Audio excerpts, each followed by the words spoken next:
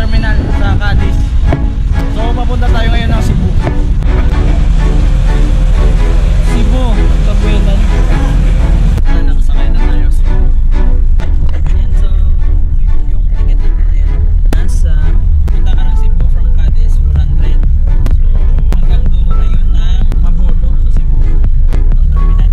Pero ikaw na mismo magbabayad ng pagsakay mo sa Roro, 130 pesos.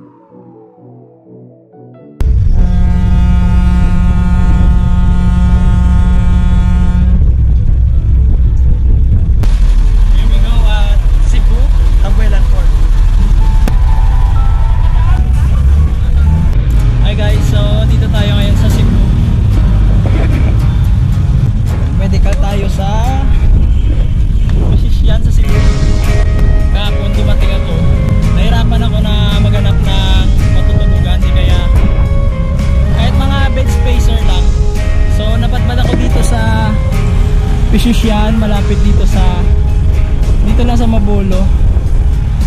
So ayan, pupunta tayo dun sa dulo dun.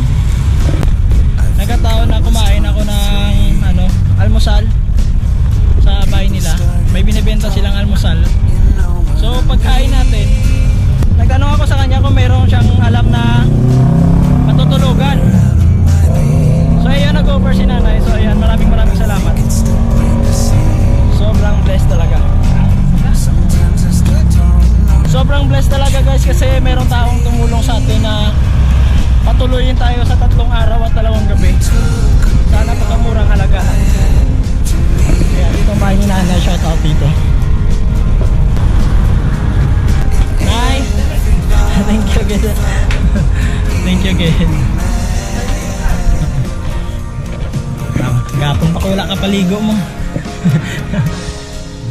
Wala kaso Gali bubulo ko pangita sa tululugan wala. Oo, ako lang bahala na. Electric fan. Maski electric fan lang, okay na lang. Hindi naman problema. Basta may daan ako, okay na kuya.